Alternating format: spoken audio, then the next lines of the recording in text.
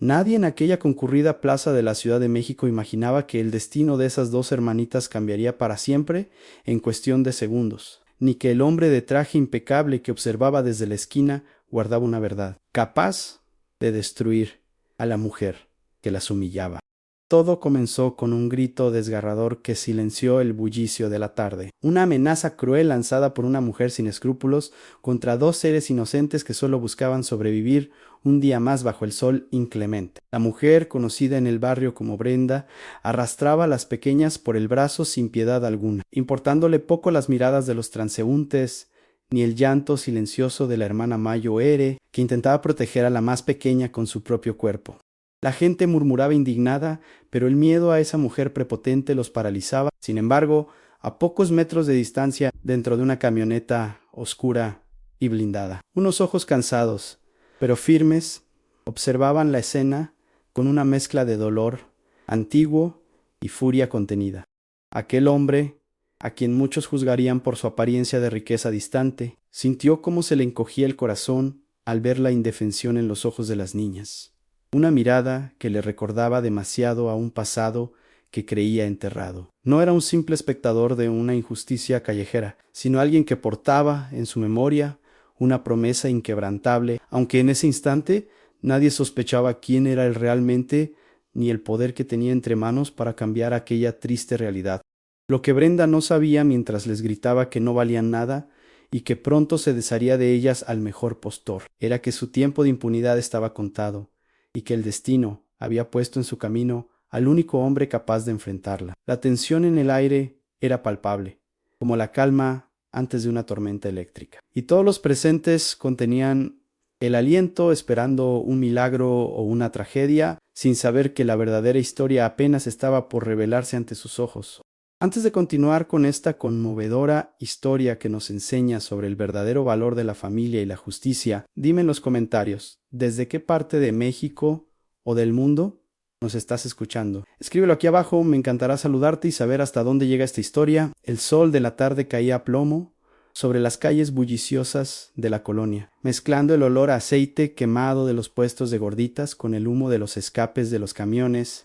Para don Roberto Sandoval, aquel caos era una melodía nostálgica que lo transportaba décadas atrás, lejos de la frialdad y el silencio de su enorme mansión en Polanco. Sentado en la parte trasera de su auto blindado, ajustó los puños de su camisa de seda, sintiendo ese vacío familiar en el pecho que ni todo el dinero del mundo había logrado llenar desde que enviudó y la soledad se instaló en su vida.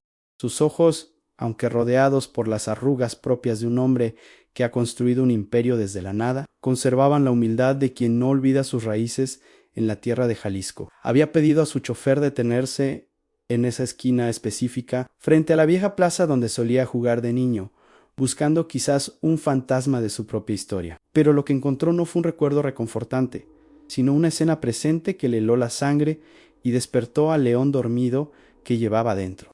Allí, junto a una banca despintada, dos niñas intentaban vender dulces y mazapanes a los transeúntes indiferentes. La Mayo Ere Valentina, con el cabello recogido en una trenza desordenada y la ropa desgastada pero limpia, contaba unas pocas monedas con manos temblorosas y sucias de polvo.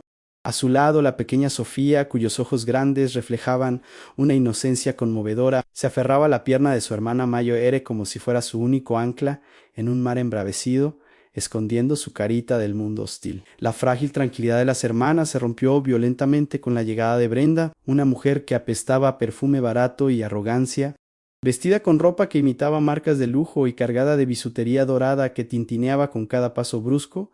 Se plantó frente a las niñas como una torre amenazante. La patrona, como le gustaba que la llamaran en el barrio con temor. No tenía ni una pizca de instinto maternal en su cuerpo, solo una insaciable sed de dinero fácil a costa de los demás. —A ver, escuinclas —gritó Brenda, arrebatándole el vaso de plástico con las monedas a Valentina con un manotazo—. Esto es todo lo que sacaron hoy. No manches, no me alcanza ni para mis uñas. Son unas inútiles, igualitas a su padre. Que en paz descanse el muy cobarde. La crueldad de sus palabras golpeó a las niñas más fuerte que cualquier bofetada física, y Valentina bajó la cabeza, mordiéndose el labio con fuerza para no llorar frente a la gente que pasaba. Don Roberto Sintió una punzada de indignación que le recorrió la espina dorsal hasta el cuello. No podía quedarse de brazos cruzados viendo cómo esa mujer pisoteaba la dignidad de las pequeñas en plena vía pública. Con un movimiento decidido, abrió la puerta de su vehículo y sus zapatos de cuero italiano tocaron el pavimento agrietado, creando un contraste visual inmediato que silenció a los curiosos cercanos. Caminó hacia ellas con paso firme, irradiando una autoridad natural que no necesitaba de gritos para hacerse notar. Disculpe, señora, dijo Roberto con voz grave y calmada, pero con un tono que cortaba el aire como un cuchillo. Creo que está cometiendo un gran error al tratar así a estas niñas frente a todos. Brenda se giró sobre sus tacones, mirándolo de arriba a abajo con desdén, evaluando el costo de su traje, pero sin mostrar respeto alguno, cegada por su propia soberbia. ¿Y usted qué se mete, viejito? Respondió ella con una risa burlona, masticando chicle con la boca abierta.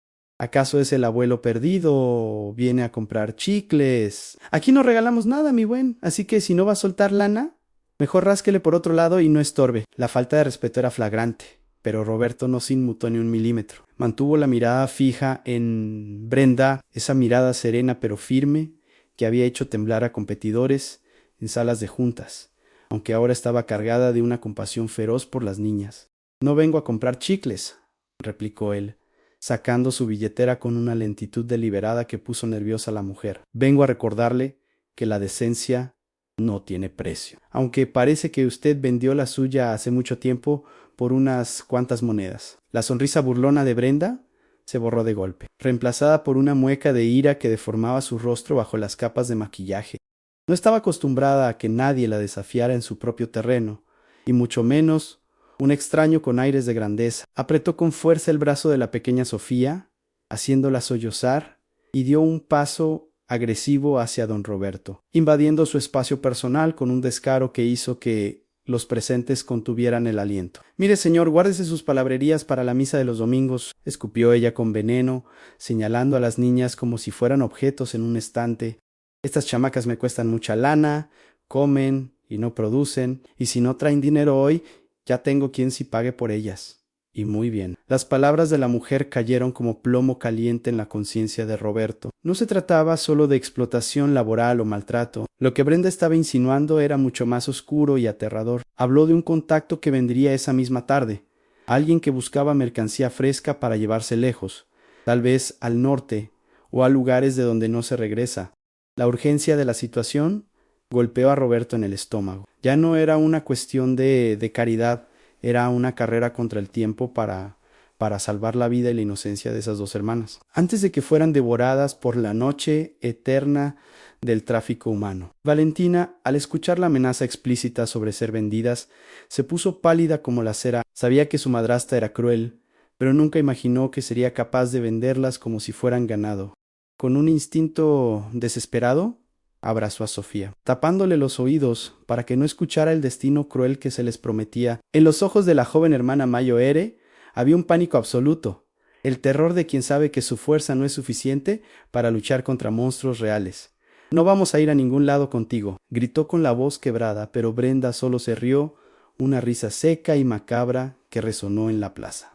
Para don Roberto, la imagen de esas niñas temblando de miedo fue el detonante final. Recordó al padre de ellas, un hombre leal y trabajador que había dado su vida cuidando los intereses de Roberto años atrás, y la promesa silenciosa que le hizo ante su tumba de velar por los suyos si algo pasaba. Esas no eran unas niñas cualquiera, eran la sangre de un hombre de honor, y estaban a punto de desaparecer en una red de horror por culpa de la codicia de una mujer sin alma.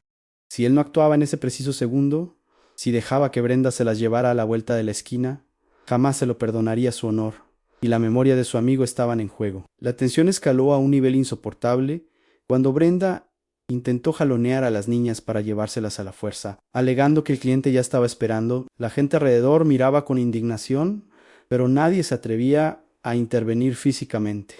Fue entonces cuando Roberto, olvidando su edad y sus dolores, se interpuso físicamente entre la mujer y las niñas, levantando su bastón no como un apoyo, sino como una barrera infranqueable. Ni se le ocurra dar un paso más, tronó su voz, resonando con una autoridad que hizo vibrar el aire. Usted no se va a llevar a nadie.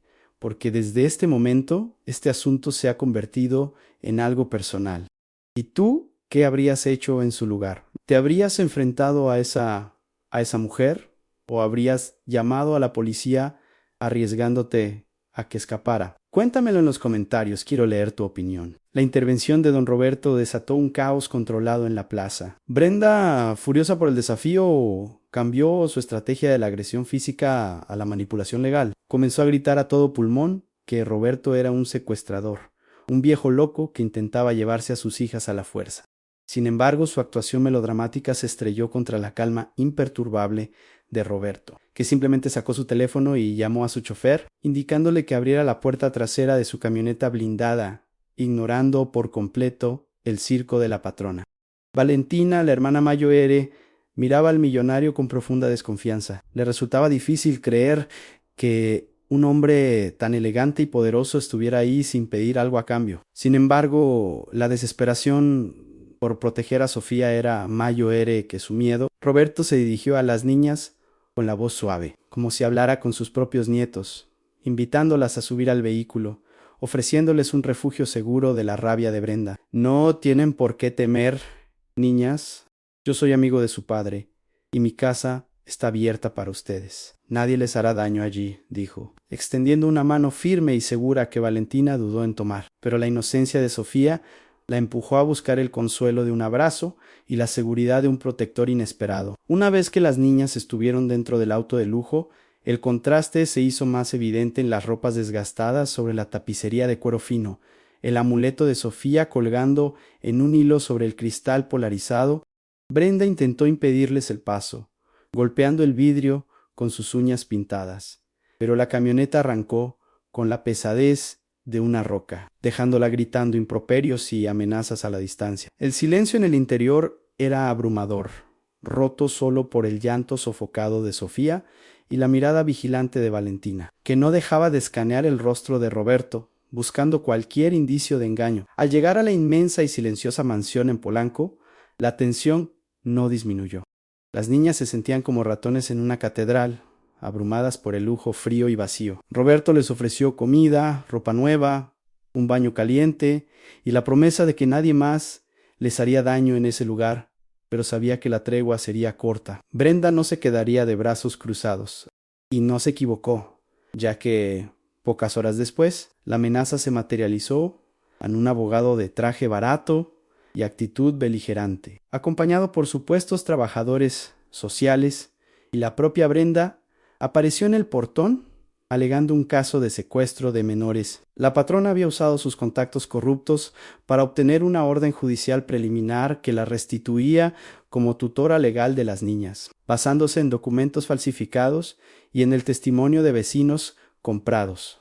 La situación se había vuelto desesperadamente legal y urgente, superando la simple confrontación callejera. El abogado, con aires de superioridad, le lanzó a Roberto la carpeta de documentos, declarando tiene 2 horas para entregarnos a las niñas. Don Roberto o la policía de la Ciudad de México vendrá a buscarlas. No importa lo rico que sea, la ley de este país está del lado de la señora Brenda.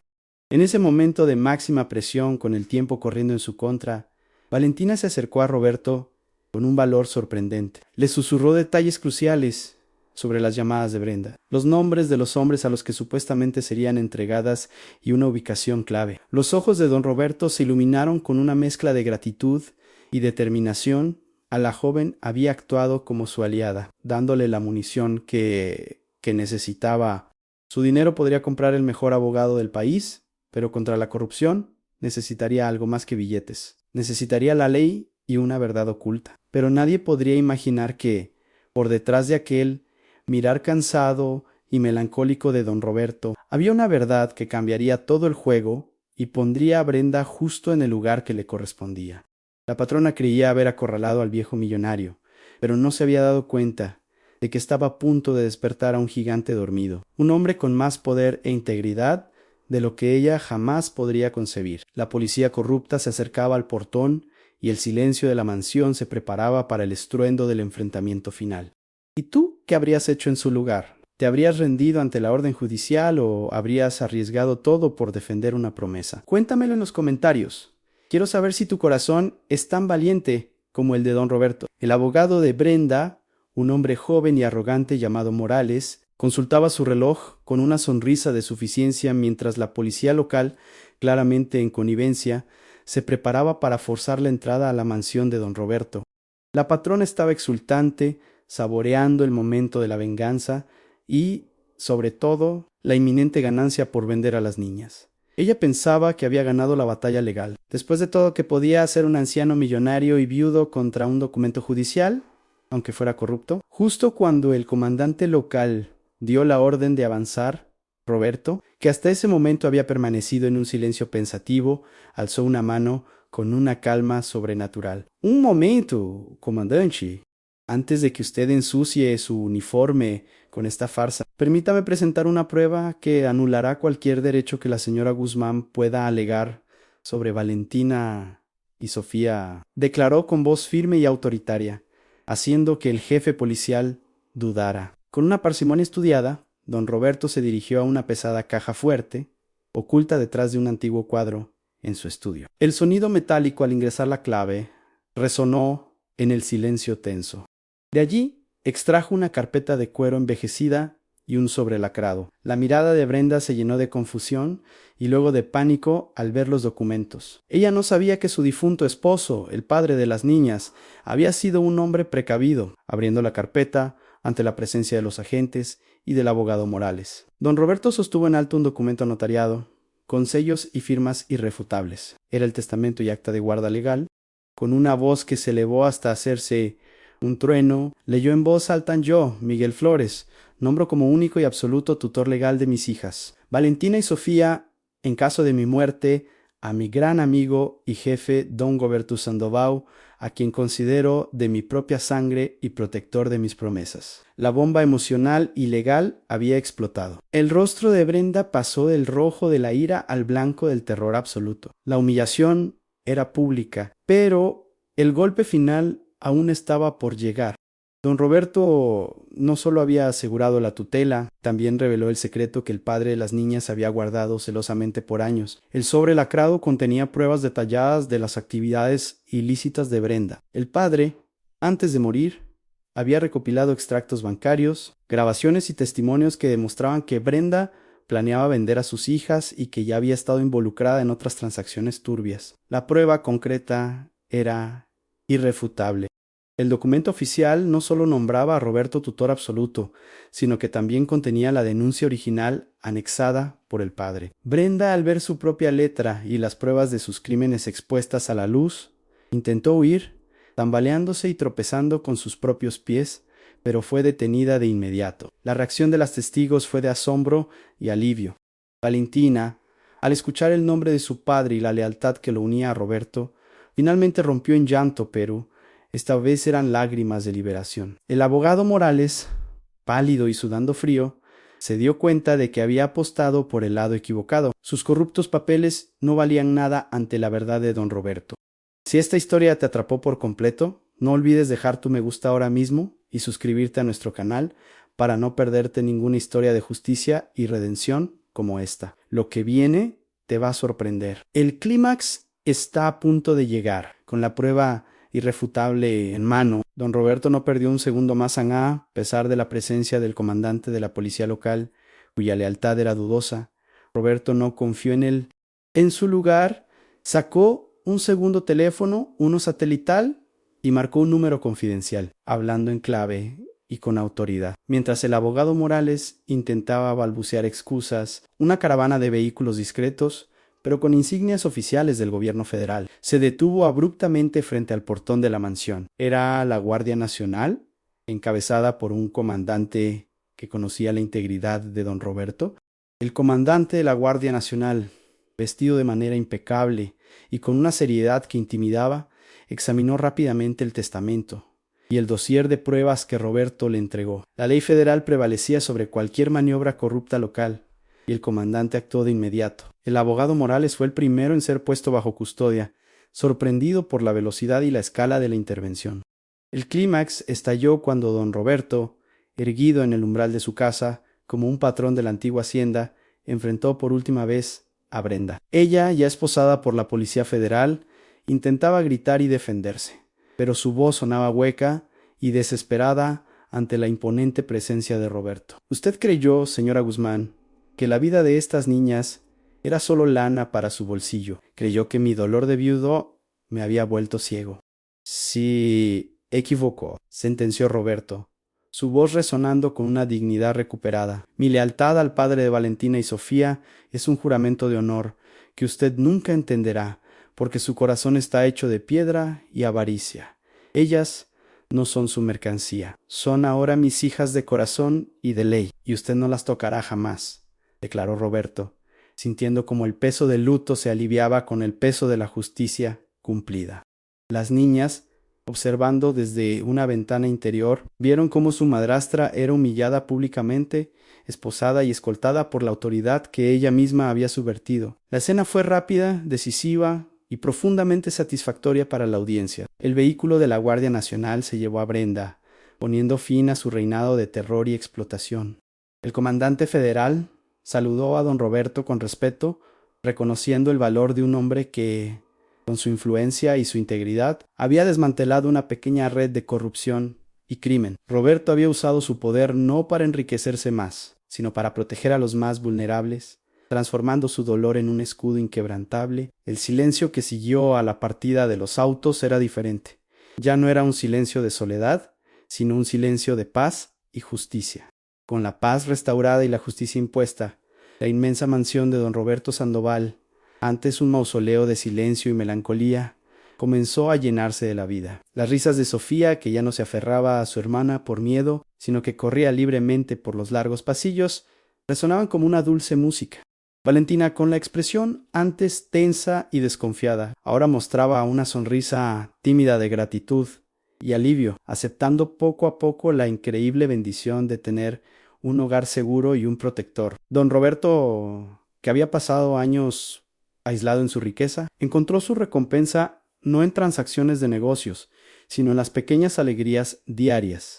Se le veía en el jardín, enseñando a Valentina sobre la administración de sus propiedades, reconociendo en la joven una inteligencia aguda y un sentido de responsabilidad. Por las noches, junto a la chimenea, leía cuentos a Sofía, maravillándose de la capacidad de la niña para ver la belleza en el mundo. Un contraste total con el cinismo que lo había rodeado durante años. Su título de tutor legal se había transformado en el de padre de corazón, cumpliendo la promesa hecha a su antiguo empleado de una manera que superaba cualquier expectativa. Al acercarse la fecha del Día de Muertos, un ritual sagrado en México que conecta a los vivos con los que se han ido, Roberto y las niñas construyeron un altar con fervor y respeto. En la ofrendau, junto a la foto de la difunta esposa de Roberto, colocaron con reverencia una foto del padre de las niñas y el amuleto que Sofía había guardado. Era un altar que simbolizaba no solo la memoria, sino la formación de una nueva familia, unida por el hilo dorado de la lealtad y el sacrificio. La verdadera riqueza de Roberto no estaba en sus cuentas bancarias, sino en el aplauso silencioso de su propia conciencia y en los ojos agradecidos de las niñas. La moral de esta historia resuena profundamente en el corazón de todos los que valoran la dignidad por encima del dinero en aquel día. Todos aprendieron que la verdadera nobleza no está en el apellido que se lleva o en la lana que se exhibe, sino en la valentía de defender al prójimo y en la integridad de cumplir una promesa, sin importar el costo. El dinero puede abrir muchas puertas, pero solo la lealtad y el amor genuino pueden construir una familia que perdure. ¿Y tú qué enseñanza te deja esta conmovedora historia? ¿Estás de acuerdo en qué padre es quien cría y protege con amor, más allá de lazos de sangre? Escríbelo en los comentarios. Quiero leer tu reflexión sobre el verdadero significado de la familia y la justicia. Si esta historia te conmovió y te hizo pensar, compártela con alguien que también necesite escuchar este mensaje de humildad y esperanza.